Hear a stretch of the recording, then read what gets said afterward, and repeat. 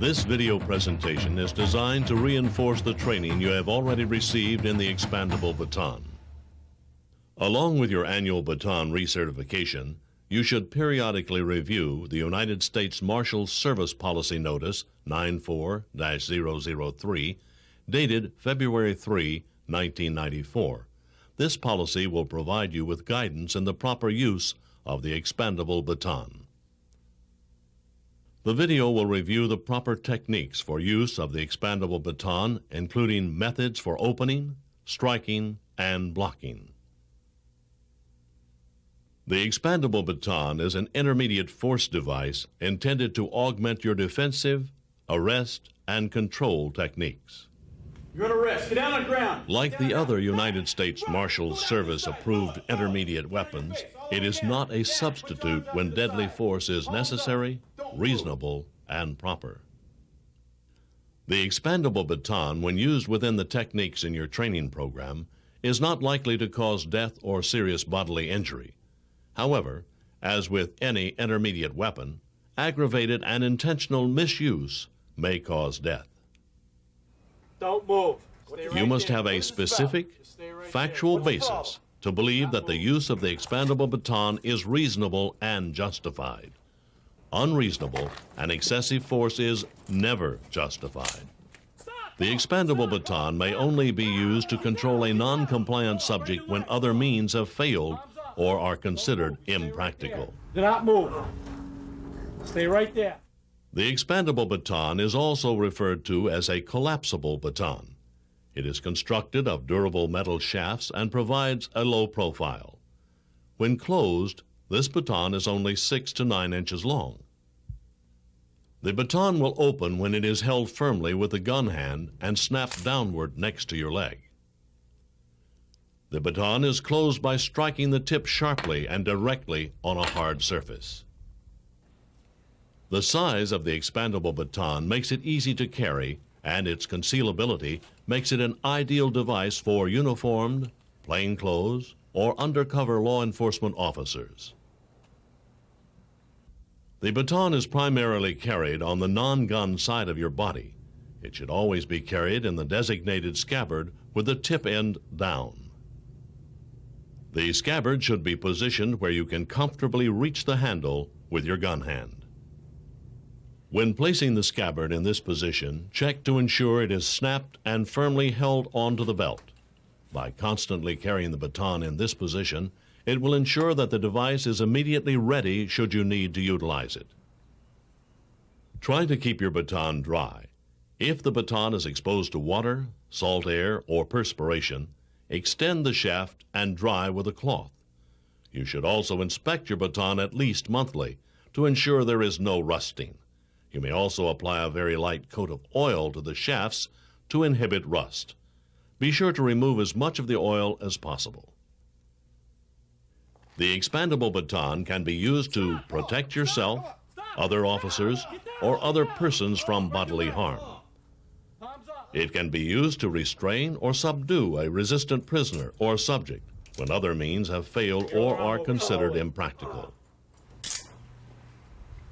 At all times, the expandable baton should be used so that it minimizes the risk of injury to you or the subject. Two important factors of effective expandable baton use are proper stance and position. The field interview stance is designed to place you in a position where your body is turned, weapon side away. In this stance, you are ready and capable of moving quickly in any direction. Also, remember that the more distance there is between you and the subject, the greater your reaction time. Proper grip of the baton is established by placing the baton in the gun hand from the weak side draw. When the baton is utilized in the closed mode, it is held in the center of the handle section with a full hand grip using all 4 fingers. When the baton is used in the open mode, the proper grip is directly above the butt cap. There is one primary drawing technique for using the expandable baton, the cross draw. With your weak hand positioned to protect yourself, reach across your body with your gun hand. From the draw, there are two tactical baton positions. First, the loaded baton position.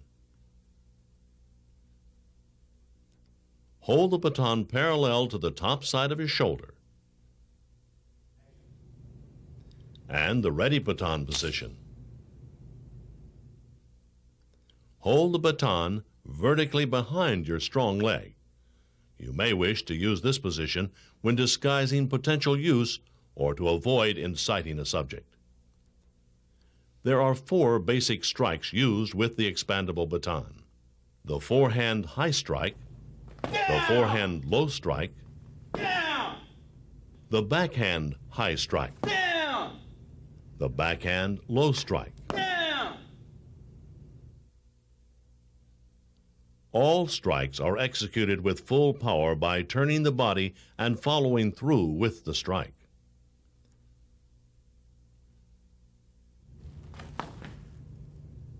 Redirection movements are principles of avoidance of aggressive force. The best defense against force is to avoid it. Whenever possible, you should direct movement to the outside of the subject's body line. This position places you in the best tactical position. Generally, these striking techniques can also serve to block an attack. In some situations, it may be necessary to execute a two-handed blocking motion. Two-handed high block, two-handed down block.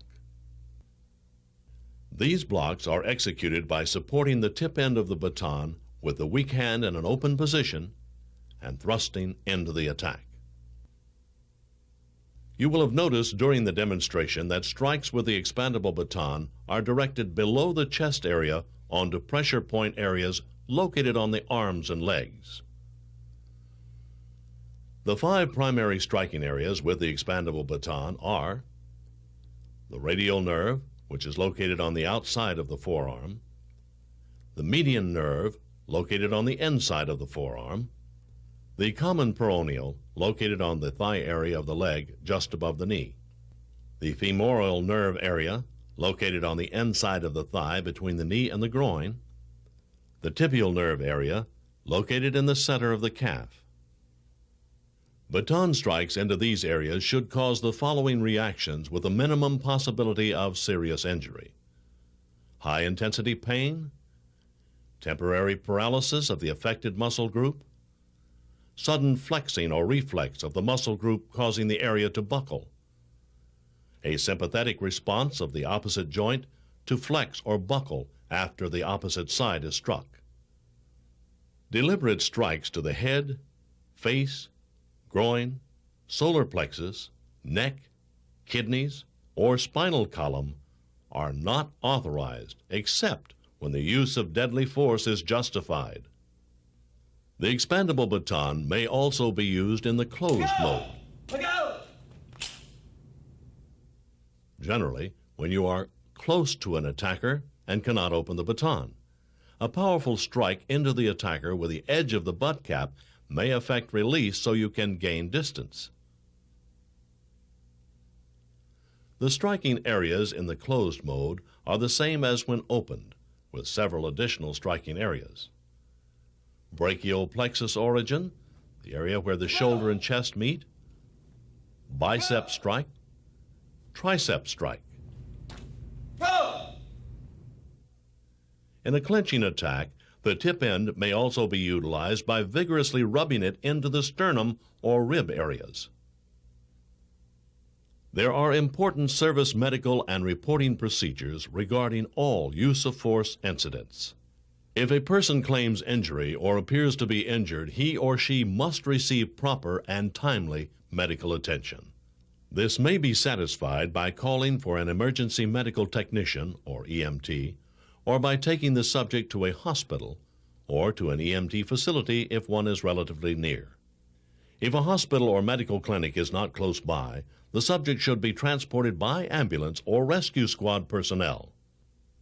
Thoroughly document the circumstances regarding your baton incident on a USM Form 133.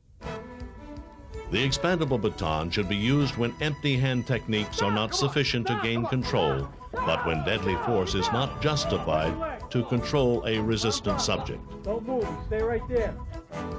This video has provided an overview of the expandable baton as a non-deadly force option.